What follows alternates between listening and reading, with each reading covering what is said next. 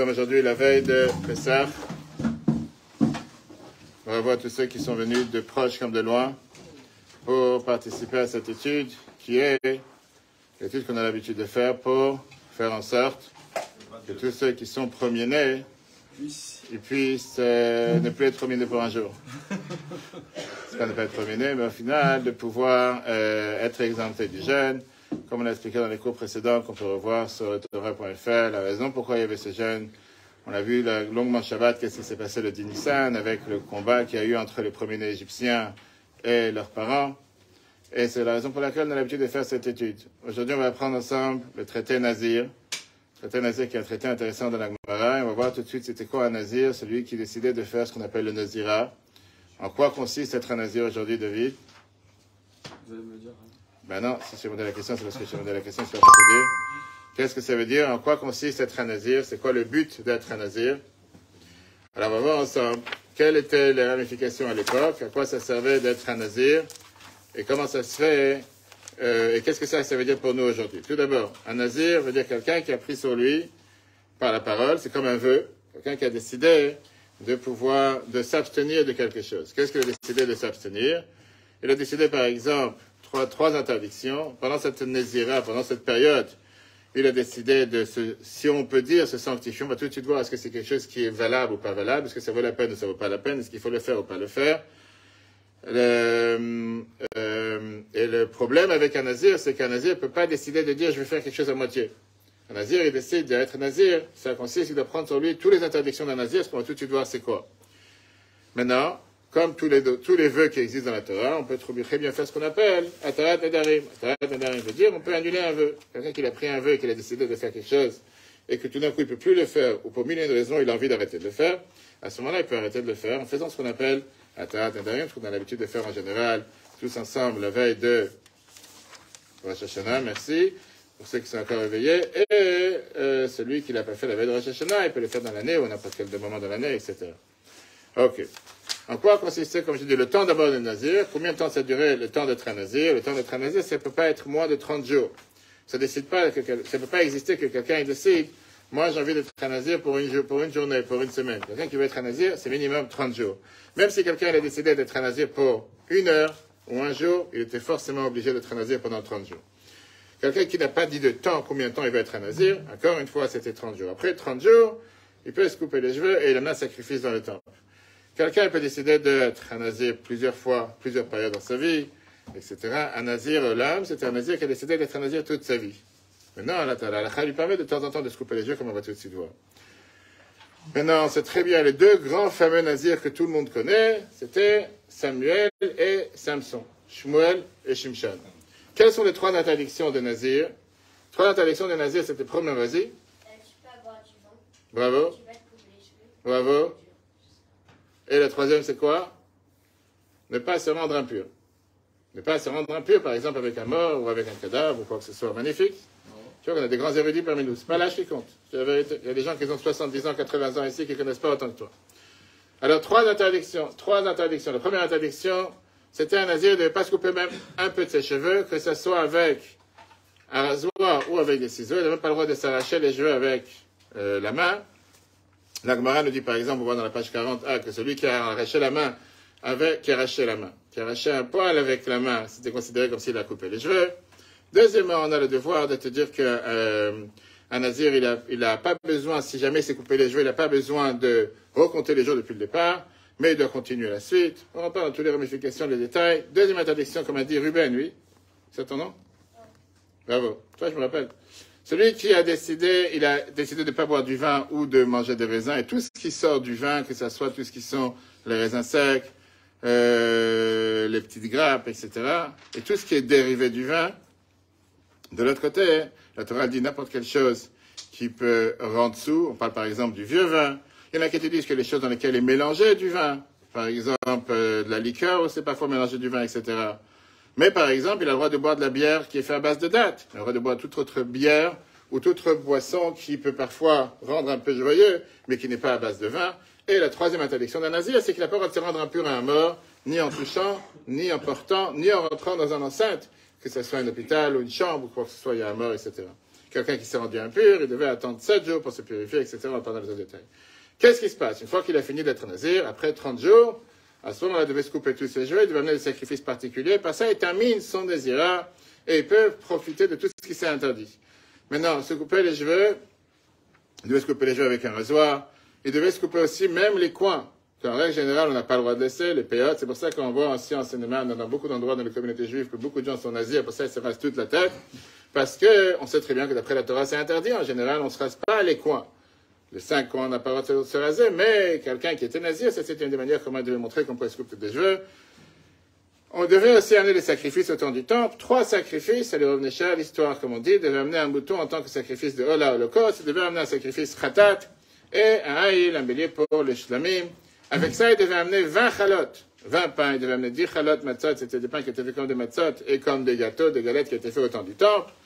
Et il avait différentes manières comment on amenait ces sacrifices. Et après ça, on devait asperger sur lui de l'eau pour pouvoir être pur. Maintenant, la question qui se demande est la suivante. Si moi, je décide de devenir nazir aujourd'hui, de laisser pousser une queue de cheval comme quelqu'un qui me regarde, est-ce qu'on a le droit ou on n'a pas le droit? Est-ce que c'est quelque chose de bien ou c'est quelque chose de pas bien? Qu'est-ce que tu dis, Ruben?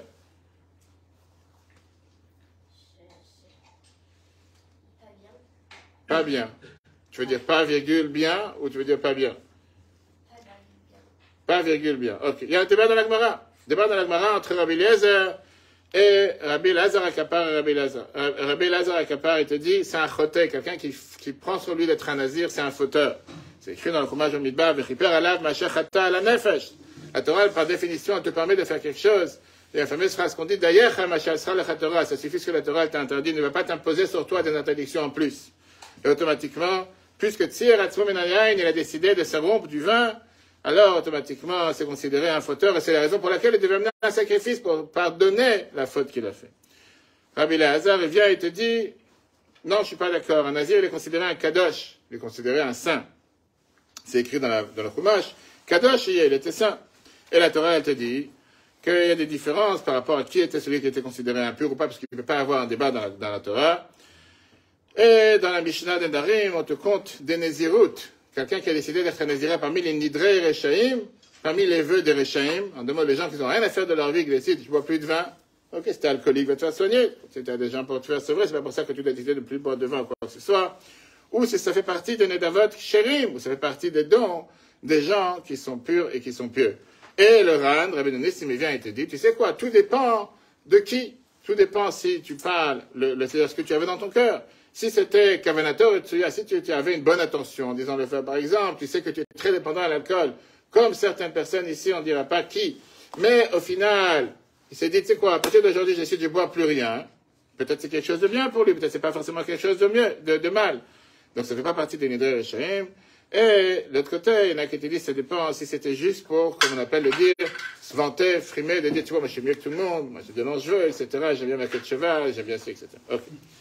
On ne va pas rentrer dans tous les détails, mais on va s'arrêter sur la fin de la Gemara, puisque c'est le traité qu'on termine aujourd'hui. Et on va voir surtout un merveilleux enseignement que le Rabbi a prononcé le 12 Tammuz 1965. Oui. Question, comment il faisait le kidouche, du coup? Très bonne question. Quelqu'un qui ne fait pas kidouche sur du vin, qui n'a pas du vin, il fait kidouche sur des chalotes. Ça arrive pour tout le monde. Quelqu'un qui ne peut pas faire kidouche sur du vin. Plusieurs fois dans ma vie, j'étais dans un endroit, j'ai pas eu de vin kasher. J'ai fait kidouche sur des matzot, kidouche sur du vin. C'est pour ça que dans la page de kidouche, tu as toujours les deux bénédictions. Sabri Maranan Barepri Agafen et Sabri Maranan Amatzalech Amenaretz. Plein de fois, ça arrive que tu es en vacances et tu n'as pas du vin kasher ou du jus de raisin kasher, tu vas faire kidouche sur du pain. Aucun problème. L'eau sucrée, ça n'a aucune valeur. Non. Kidouche, non. L'eau sucrée, ça n'a aucune valeur. L'alcool, ça dépend si c'est considéré la boisson du pays, malgré qu'on, chez Chabad, on fait attention de ne pas faire kidouche sur l'alcool. On n'a pas le droit de faire kidouche sur l'alcool pour la simple raison qu'il s'en sous, etc. Néanmoins, certaines personnes ont l'habitude de faire kidouche sur l'alcool et c'est pas interdit dans l'endroit si c'est la boisson du pays. Parce qu'après, il faut boire au moins ce qu'on appelle le lougma, remplir sa bouche. Après, on va dire, il y a des gens qui sont nés avec l'alcool dans la main. Donc, pour eux, c'est pas une grande distinction, ça dérange pas. Mais c'est sûr que si quelqu'un, il n'a pas de vin, etc., il peut très bien faire ça de l'alcool, etc. C'est pas Geffen, on enchaîne. C'est pas Geffen, si quelqu'un il fait ça de l'alcool, il fait chez l'alcool. C'est pas Geffen. Mais si quelqu'un il n'a pas de vin, Sur le pain. il fait motzi, il fait yom hashishi, il fait motzi. On fera les lois si vous voulez juste après, on fait yom hashishi, motzi, et après on continue le paragraphe, c'est pas une interruption. Il se lave les mains, bien sûr, pour manger du pain avant le kiddush. Et après, il commence à... Ça, c'est les lois de kiddush, on verra un autre jour. Chers amis, on termine la Gemara Nazir, on termine le traité Nazir, et la Gemara Nazir parle pas du tout de tout ce qu'on vient de voir, de tous ces sujets-là. Mais la Gemara nous parle aussi avec la dernière Mishnah que Shmuel était un nazir, comme on a dit tout à l'heure, c'est mieux qu'on parle de lui longuement à chaque fois pendant Rosh Hashanah, celui qui est né, parce que sa mère Hana, elle est venue prier au temple, et pour ça qu'elle est venue prier au temple, elle a décidé de quoi? Parce qu'elle n'avait pas d'enfant, elle était stérile, elle a demandé d'avoir un enfant, elle a dit que si jamais j'ai un enfant, je consacre à Dieu toute sa vie, il sera un nazir. D'accord? Donc Shmuel était un nazir, comme dit Rabbi Nehorai, et pareil, c'est écrit chez Shimshon. C'est que le fameux Shimshon, d'où on le sait, c'est écrit dans Shmuel, qu'elle a fait un vœu en disant Mora l'œil à l'air, qu'il n'aura pas de tondeuse qui va monter sur sa tête. Et on voit que c'est le même mot a été écrit par rapport à la mère de Shimshon. Dans Shaftim, l'ange est venu à dire à Shimshon que si jamais tu vas tomber enceinte, tu auras un enfant, tu te considéreras un nazir. Donc on fait ce qu'on appelle une Xera Shava, on compare les deux ensemble, en disant de la même manière que chez Shmuel c'est écrit telle phrase, on sait que c'était un nazir. Que chez Shimshon, c'est écrit telle phrase, c'était un nazir, pareil, chez Shmuel. Vient Rabbi Yossi dit à Rabbi Nehorai, il lui dit, Mora, le mot qui s'écrit ici, ça veut rien dire, ça n'a aucun rapport avec un nazir. Mora vient pas du mot tar, vient pas du mot rasoir. Mora ici, ça vient du mot Mora Basavadam, que Hana a prié sur son fils, que son fils soit quelqu'un qui n'ait pas peur des hommes, qui ait peur seulement de Dieu.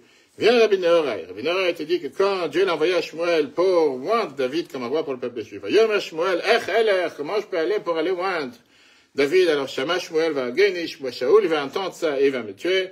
De là, on parle que Mora vient pas seulement dire une tondeuse, Mora veut dire la crainte de Dieu. Et donc, ça n'a rien à voir avec une tondeuse. Amar Lechia, Bress, il a dit à son fils, il a dit à Rafri à son fils, qu'à chaque fois on dit à quelqu'un de bénir, ça c'était la Mishnah, d'accord? La Gemara continue en te disant, Rabbi a dit que chaque fois qu'on dit à quelqu'un de bénir, par exemple, dans le verre de Birkat Amazon, Chatof ou Brer, va te dépêcher pour faire la bracha, pour te dépêcher quand tu fais une bénédiction. Comme ça, Ravoun allait dire à Rabba son fils, Chatof ou Brer, quand tu demandes de faire une bénédiction, dépêche-toi, traîne pas. C'est dit d'aller faire une bénédiction, commence pas à aller ou traîner, va faire la bénédiction rapidement. Puis la Gemara demande la question, le même, on n'a qu'à dire, est-ce qu'on doit dire que Mevarech Hadif, est-ce que celui qui fait la bénédiction, il est mieux que celui qui répond Amen sur la bénédiction? V'atanya, voilà qu'on a appris Rabbi Yossi Omer. Rabbi Yossi, il te dit, Gadol on est Amen, le termine Ambarer.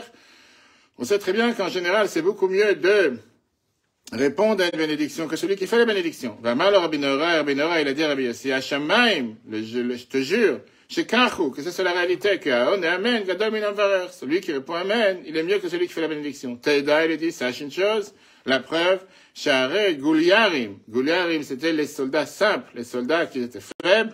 Midgarin ben Milchama. C'est eux qui vont toujours à l'avant dans la guerre, et malheureusement, on a ça dans la guerre actuelle en ce moment.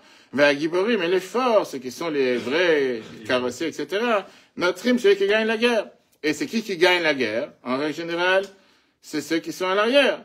Il dit pareil par rapport au brachot. Celui qui commence la bracha, celui qui fait la bracha, c'est celui qui commence la mitzvah. Celui qui répond Amen, c'est celui qui répond à la mitzvah. Celui qui répond à la mitzvah, il est beaucoup plus important que celui qui fait la bénédiction. Et c'est la raison pourquoi, alors la Gemara demande si c'est comme ça, pourquoi les Amoraïm qu'on vient de citer, ils ont dit à leurs enfants, soyez toujours les premiers à faire la bracha. Puisqu'on vient de voir que le plus important, c'est de répondre Amen, et pas de faire la bracha. Répond la Gemara, Tanaï. C'est Machoket et Tanaïm, un débat entre les Tanaïm, les auteurs de la Gemara. Est-ce que qui était miadif, qui est le meilleur, un mevarach ou un onet? Celui qui fait la bracha ou celui qui répond? Dans cette braïta, dans cette paragraphe, on a appris, Gadol haoneh Amen minam varach. On vient de voir ici que c'est vrai que c'est le meilleur, c'est celui qui répond, plus celui qui fait la bénédiction. Mais on voit dans la braïta quelque chose de contraire. C'est bien que la Gemara a toujours des avis contraires. Que là-bas on apprend, c'est écrit dans Tehillim 34, Gadlu l'Adonai iti, on aurait même Hashmo yardav, qu'on a l'habitude de dire à chaque fois, grand est Dieu, et qu'on élève son nom ensemble. On apprend de là que Echad Amvarer ve Echad Amen Mamashma. Il n'y a pas de différence entre celui qui dit Amen et celui qui répond, que les deux sont inclus dans ce verset. Gadlu l'Hashem, qui veut dire glorifier Dieu ensemble avec moi, avec le Mevarer, qu'on aurait même Hashmo yardav, et qu'on va élever son nom ensemble, par ça qu'on va répondre Amen, et les deux sont importants. Seulement, El Hashem Marin, l'Amvarer Tchila, le Mevarin, et Tenscham et Hashemaim. On va donner une récompense du ciel, particulièrement d'abord à celui qui a fait la bracha dans le ciel, celui qui a fait, la bracha d'abord, l'ifnei haoneh Amen, avant de celui qui est là pour répondre Amen. Ça c'est, et donc, la Gemara te dit, on voit que d'après ce Tana, il y a une spécialité, il y a une particularité par rapport à celui qui fait la bracha, mieux que celui qui répond Amen. Et comme ça, Rav et Ravuna, ils pensent comme ce Tana. Ama Abelazar, la Mishnah, elle termine en te disant, la Gemara, le traité Nazir, Talmidei Chachamim, Abim Shalom Ba'olam. Les Talmidei Chachamim, les sages, ils vont toujours ajouter la paix dans le monde. Comme c'est écrit, c'est écrit dans Ishaïa, les Chachamim apprennent, Al tikre banaïr, tous ces enfants, ils apprennent la Torah de Dieu. Al tikre banaïr et la bonaïr. Ne lis pas le mot banaïr, tes enfants, mais lis le mot bonaïr. Bonaïr veut dire ceux qui construisent le monde. Que les Talmidei Chachamim, ils sont bonai olam, ceux qui construisent le monde. Et ils sont mabim shalom ba'olam, et ceux qui rajoutent la paix dans le monde. Et avec ça, Adran ala chakutim naem nezirut, v'slik aleu masechet nazir, avec ça on a terminé le traité nazir. Ça, c'est l'Agmara. Dans le discours du 12 Tammuz 1965, lui parle ici un enseignement richissime, comme on a l'habitude à chaque fois de voir, sur cette histoire de nazir. Parce qu'au final, c'est quelque chose de très complexe. Parce que je suis sûr qu'en sortant d'ici aujourd'hui, beaucoup de gens se demandent la question, est-ce que ça ne vaut pas la peine de devenir nazir? Et donc, on a vu tout à l'heure que les deux fameux nazirim qu'on a eu dans l'histoire, qui sont les plus connus, c'est pas les seuls, mais les deux fameux nazirim qu'on a eu dans l'histoire, c'était, on a dit qui? Shimshon et Samuel. Bravo, Shimshon et Samuel. Et donc, on sait très bien, le médical, une histoire que le livre précédent avait raconté, par rapport à son grand-père, Rabbi Maharash, que le comportement d'un juif en général, d'un être humain, ça peut toujours s'exprimer avec ce qu'on dit dos passt tien, dos passt nicht. Ça vaut la peine, ça c'est apte à faire, ça c'est pas apte à faire. T'es un enfant d'Avraham, Yitzhak et Yaakov, c'est pas digne de toi de dire du lachon hara, de mauvaises langues, c'est pas digne de toi d'aller, comment on appelle ça, d'aller concurrencer ton ami, le magasin de ton ami, la société de ton ami, c'est pas digne de toi d'être orgueilleux, etc. Pourquoi? Puisque tu as de tels parents et de tels grands-parents tellement élevés comme Avraham, Yitzhak et Yaakov, comment tu peux te comporter comme quelqu'un de simple, qui n'apprend rien de ses parents et ses grands-parents? Ça veut dire donc cette conduite, ce comportement qui veut dire que quelqu'un il décide d'être différent, parce qu'un nazir au final, c'est quelqu'un qui décide j'ai envie d'être différent de tout le monde. C'est comme si dans la classe à chaque fois tu as toujours celui qui veut se distinguer des autres, pas en ayant la meilleure note, etc., comme certains, mais qui veut toujours montrer qu'il est là, qu'il est présent aujourd'hui. Tu comprends, tu sais de quoi je parle. Et donc, il se dit que puisqu'il veut être différent, pourquoi il veut être différent? Pas parce que c'est un enfant d'Abraham et de Yitzhak et Yaakov, mais il veut être différent parce qu'il veut pas être comme ceux qui n'ont pas mérité d'être ses enfants. Ça veut dire, c'est quoi le conseil? La Mishnah, elle te dit, associé à la Torah, ne Pirkei Avot, Maxime de nos pères, chapitre 1, Mishnah 1, elle te dit, c'est pour ça que les Chachamim t'ont mis déjà une barrière à la Torah. Mishmeret le Mishmarti, pour ne pas tomber dans le panneau, comme on dit. C'est une des raisons qu'on te dit pourquoi tu as les déshumilités avant Shabbat, et beaucoup d'autres détails, dans lesquels on te dit que si jamais on te dira à la dernière minute, tu risques de traîner une minute de plus. Si tu as profané Shabbat, si on te dit 10 minutes plus tôt, moi tu sais que tu as une marge. Mais c'est pas une marge. C'est comme la route de secours qu'on ne veut jamais utiliser. Ça veut dire, mais un tel comportement peut parfois être contraire. Pourquoi ça peut être contraire? Puisque tu penses que tu es plus bas que tout le monde, puisque tu penses que tu es inférieur à tout le monde, tu as des sentiments d'infériorité, ou bien ce qu'on a dit hier ensemble, OCD, c'est quoi? C'est d'avoir des, comment on appelle ça? Troubles compulsifs répétitifs. Si parfois certaines personnes, on débattait ensemble hier si certaines personnes d'entre nous ont cette maladie, qui est incurable pour certaines personnes. Pas toi, parle de celui qui est à côté. Et donc il y a des gens qui ont ce sentiment d'infériorité parfois, qui se disent que il y a des gens qui se considèrent les enfants d'Abraham, Yitzhak et Yaakov. Chez moi, pas besoin de choses pareilles. Et donc, je dois faire attention à certaines choses que d'autres ne font pas attention. Et comme c'est écrit dans la Gemara, par exemple, la Gemara Baba Metzia, page 59, qu'un converti, il doit faire attention doublement parce qu'il a pas eu un passé qui n'était pas forcément dans le bon chemin. Maintenant qu'il a décidé de se convertir, il doit faire attention doublement par rapport à d'autres personnes, parce que maintenant il est devenu juif. Et il lui reste encore les natures et les habitudes qu'il avait du passé. Et donc, on va dire qu'il y a ce qu'on appelle ici une balance à deux sens. D'un côté, quelqu'un qui décide de se séparer de certaines choses, d'éviter certaines choses, qui n'est pas forcément attaché avec la du char, qui n'est pas forcément attaché avec vouloir s'élever, vouloir se sanctifier. Et cette séparation, elle peut venir pas parce que tu te sens différent des autres, parce que tu es un enfant d'Abraham et Yitzhak et Yaakov, mais au contraire, tu te sens inférieur à tout le monde. Mais ça, c'est pas la manière que Dieu attend d'un juif. Parce que la Torah, elle te dit ce qu'on attend d'un juif, c'est qu'on te donne les choses de la manière la plus simple et la plus facile. Et surtout le vrai chemin. Quelle est la raison pour laquelle tu dois te sentir différent des autres? On n'a pas dit maintenant supérieur, différent. Parce que tu as reçu la Torah. Tu as reçu la Torah en mon Sinaï, tu fais partie des descendants d'Avraham, Yitzhak et Yaakov, Sarah, Rivka, Rachel et Léa. Et comme c'est écrit dans Yeshaïa, chapitre 51, Habitu al tzurchut savtam. Regardez d'où vous venez, qui vous a créé. Et donc tu ne peux pas te comporter de la même manière que ceux qui n'ont pas eu un tel héritage. Et ça, c'est la réponse, à ce qu'on répond à tous ceux qui demandent la question, et particulièrement en Amérique, c'est en 1965. Comment on peut demander à un juif ou à un enfant juif de 11 ans de se comporter différent des non-juifs? On vit dans un grand monde, parmi d'autres personnes. On doit se comporter comme Minaga Olam, comme le comportement du monde. Et surtout que d'après la Torah, c'est écrit qu'il faut se considérer avec les endroits du pays dans lesquels tu vis. Et donc, si les Français, tous les dimanches matins, ont fait la queue pendant une demi-heure à la boulangerie pour acheter une baguette, la moindre des choses, que tu fasses exactement la même chose, pas pendant Pessah. Comment te demander de faire attention, de ne pas parler ce qu'on appelle du lachon hara, mauvaise langue, ou à Sagat Gvul, de ne pas vouloir qu'on fasse compétition à ton ami qui a la même société, ou bien ne pas voler, etc. La réponse à ça, elle avait dit, mettons le débat de côté. Regarde la photo qui est accrochée sur le mur de ta maison. Qui est cette personne avec la longue barbe blanche, ou bien cette femme avec cette perruque qui est accrochée dans la maison? Et tu vas tout de suite te mentionner en disant, ah, ça c'est mon arrière-grand-père qui est au Maroc, ou en Tunisie, ou en Pologne, ou en Russie. C'est un grand rabbin, c'est un grand shochet, c'était un grand professeur, il enseignait la Torah à tout le monde. Vendredi après-midi, il allait au mikveh. Il n'avait rien à voir avec le monde. Quand tu te rappelles comment tu étais assis sur ses genoux, comment tu racontais l'histoire de la paracha de la semaine, tu te dis, c'était tellement, 5-10 minutes, tellement bien dans ma vie que je peux pas me oublier à un tel moment. C'est des moments qui sont gravés dans ma mémoire. Rabbi rajoute, l'humeur de Rabbi était toujours très très riche. Il dit, ces photos, on les trouve même chez des juifs qui ont seulement 3 jours de fête dans l'année. 2 jours de Rosh Hashanah, 1 jour de Kippour. Les autres jours de fête ne sont pas encore dans leur calendrier. Mais quand tu lui rappelles la photo de ton arrière-grand-père, qui est dans ta chambre à coucher, qui est dans ton salon, tout d'un coup, il est fier et il se dit, ça, c'est la beauté de ma famille. Ça, c'est d'où je viens.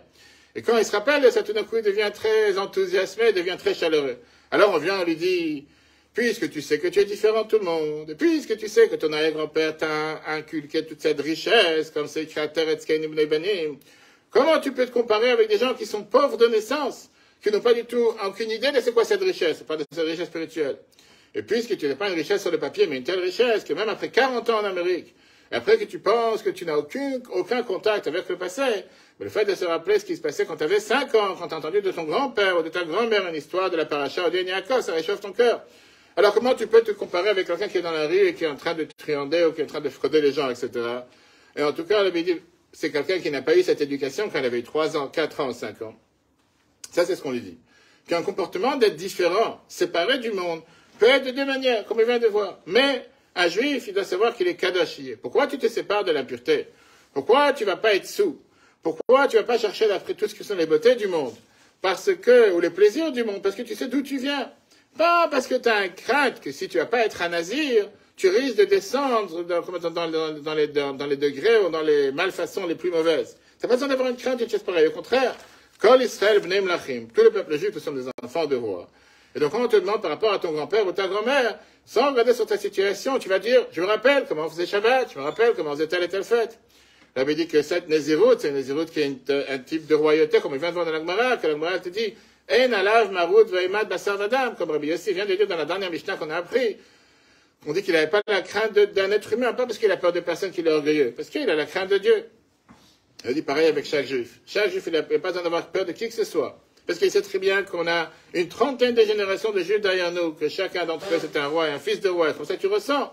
Et donc, quand on te donne toute cette richesse, même si tu ne te sens pas aujourd'hui en train de pratiquer toute cette richesse, mais tu sors dans la rue, et tu veux parfois te mélanger avec tout ce qui t'entoure, tu vas te rappeler tout de suite, rappelle-toi d'où tu viens, c'est pas digne de toi de comporter de telle ou telle manière.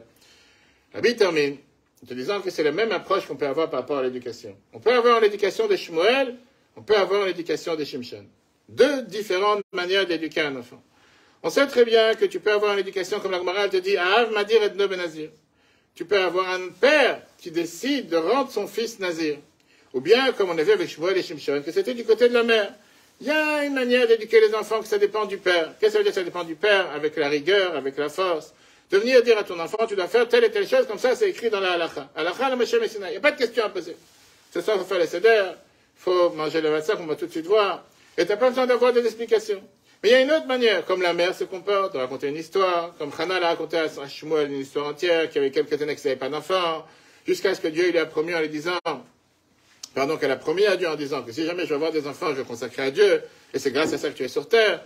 Et c'est comme ça qu'elle a fait en sorte que Shmuel de lui-même a décidé de se comporter du bon chemin, pas parce qu'elle a décidé pour lui à sa place. Ça, c'est la différence qu'on peut avoir dans les 2 manières d'éducation. Moussar avicha, ou bien Torah timecha. Ça veut dire, on peut avoir la rigueur d'un père, ou on peut avoir l'enseignement et les histoires de la mère. Et en vérité, l'abbé dit, chaque parent doit utiliser les 2.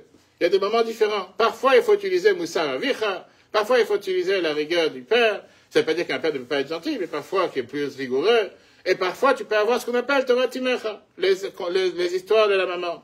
Le comportement d'un père peut être d'une manière de moussar, qui veut dire la halakha telle qu'il faut faire.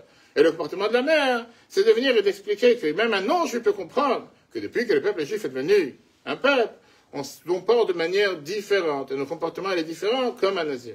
Un dernier enseignement, la Bible dit qu'on apprend du nazir de Shimshon et Shmuel, que dans Shimshon, on te dit clairement que puisque c'était un nazir Elohim, où Yachel Oshéat Israël, il a commencé à sauver le peuple juif. Et Shmuel, on te dit aussi que c'était quelqu'un qui a sauvé le peuple juif. Quel est le lien entre les deux?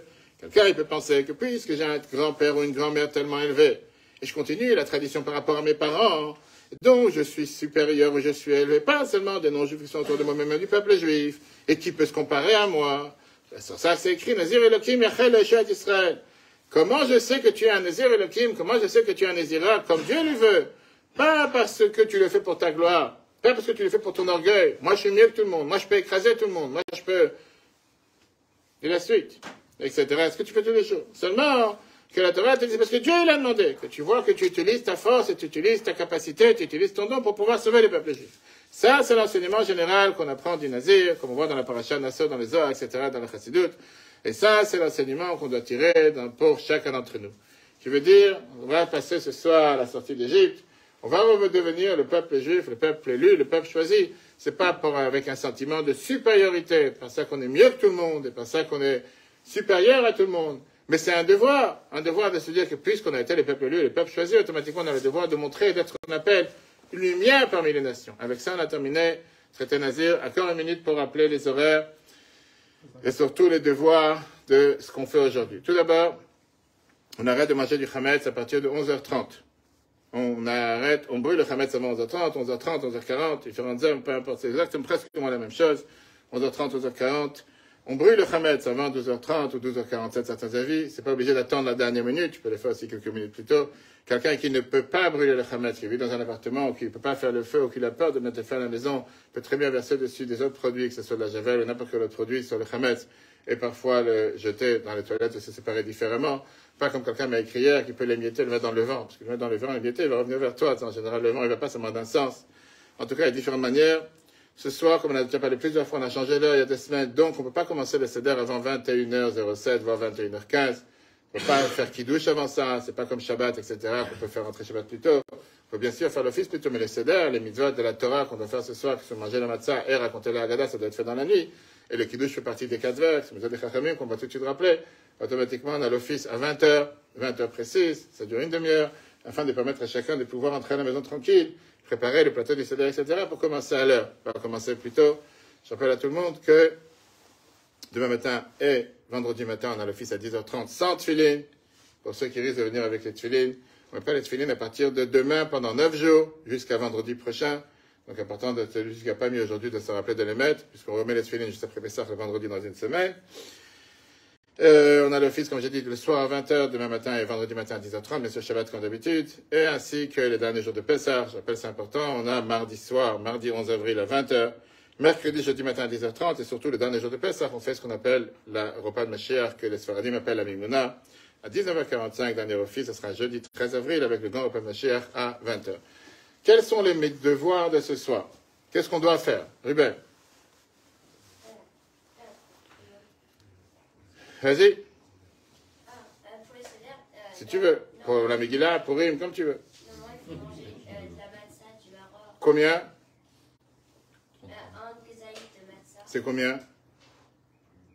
avec une grosse olive. Une grosse olive. T'as déjà vu une grosse olive? Les olives tunisiennes. En quantité, c'est quoi? T'as bien dit, bravo. Le minimum qu'on doit manger, c'est, encore une fois, il y a les mitzvot de la Torah, les mitzvot des Chachamim, on a parlé de ça longuement dans les cours précédents, on a eu 10 cours sur la Haggadah, les explications, les commentaires du Rabbi sur la Haggadah, je vous conseille à tous de les revoir sur torah.fr. Le minimum de ce que chacun doit manger, c'est ce que la tête a dit clairement, un kazaït. Un kazaït, en général, 27 grammes, matzah shmura, il n'y a pas de poids fixe. Pour la simple raison que celui qui a reçu la matzah, je pense que tout le monde ici l'a reçu, la matzah, ça dépend de la quantité, et c'est bien de la peser la matzah avant Pessah. Puisque tu as des kilos dans lesquels tu as 15-16 matzot, et ça dépend même, tu as des matzot qui font 60-65 grammes, la matzah, ou plus ou moins. On rentre pas dans les débats, on a vu ça dans les cours dans la semaine, est-ce qu'on calcule le poids ou le volume? En général, c'est un quart d'une matzah, voire un tiers. Ça, c'est le minimum de ce qu'on doit manger. Néanmoins, on a l'habitude que tout celui qui a le plateau, etc., il va manger 30 grammes pour motzi, peut-être aussi 30 grammes pour matzah, il n'est pas obligé, mais c'est bien de le faire. Après, il a 30 grammes pour le korer, qui est le sandwich qu'on a l'habitude de faire avec le maror. Et après, il a les derniers 30 grammes, on va dire 27, pour la ficomane. Mais comme j'ai dit, le minimum, c'est 30 grammes de matzah. Après aussi, pour manger pour la ficomane. Maror, c'est 19 grammes, les herbes amères, que ce soit la romaine, salade, ou les autres légumes que les gens ont l'habitude de prendre. Et les 4 verres de vin. 4 verres de vin, ça ne doit pas être des grands verres. Un verre, ça peut être minimum 8 centilitres 6. Comme j'ai dit plusieurs fois cette semaine, au final, ce soir, on ne boit pas 10 bouteilles, on boit une canette. Une canette, c'est 33 centilitres. Ça fait 8 centilitres 6 fois 4. Ça, c'est ce qu'il faut faire. Quelqu'un qui ne peut pas boire du vin, qui a un problème avec le vin, il peut boire du jus de raisin. Et quelqu'un qui ne peut pas boire du jus de raisin, prenne autre chose. Il y en a qui permettent parfois avec du café ou du thé. Il y a certaines permissions, mais encore une fois, il vaut mieux une fois dans l'année. J'ai dit j'ai dit encore une fois, il y a des gens qui juste quand ça arrive, Pessah, ils ne peuvent plus boire. La veille, ils ont bu 2 bouteilles, le lendemain, ils boivent 2 bouteilles. C'est juste Pessah, ils ont... Ça, c'est les méthodes qu'il faut faire minimum. On a l'habitude d'être accoudés pendant ces méthodes-là. Et ne pas oublier, comme on a parlé longuement les derniers cours, le plus important, la mitzvah de la Torah, puisque tout ça c'est une mitzvah de Chachamim, la mitzvah de la Torah c'est manger la matzah, mais surtout, Haggadah raconter l'histoire de la Haggadah. Raconter l'histoire de la Haggadah, il faut la raconter en français. Quelqu'un qui ne comprend pas l'hébreu, ça ne sert à rien de la lire en hébreu, il n'a pas fait la mitzvah. Et l'histoire de raconter la Haggadah, de lire en français, on a eu 10 cours pour écouter toute la journée les cours avec les explications, les commentaires qu'on a avait les cours de ce lundi soir qu'on a eu, qui expliquait seulement un paragraphe d'Avadim Ayinu. Quand on doit raconter l'histoire de la Haggadah, il n'y a pas besoin de se précipiter, même ceux qui ont l'habitude de manger la ficomane avant le milieu de la nuit. Le milieu de la nuit, c'est à 2 heures du matin. Donc, je ne pense pas qu'il faut se précipiter ni quoi que ce soit. Il y a assez de temps de pouvoir faire ce qu'il faut. Qu'est-ce qu'on a d'autre comme questions, si vous avez des questions? Sinon, tout est clair? Ok. Donc ça, c'est les mitzvot. Rappelons-nous qu'on doit vivre la sortie d'Égypte au présent et pas au passé. Et comme on a parlé longuement, que c'est pas qu'on est dans un pays égyptien, mais Mitzrayim vient du mot Meitzarim, qui veut dire l'étroitesse, les barrières, les limites que quelqu'un il se met. On a le devoir de sortir de ces barrières. Et le fait de Pessah, c'est le fait dans lequel on doit justement prendre sur soi des bonnes résolutions pour avancer, pour évoluer.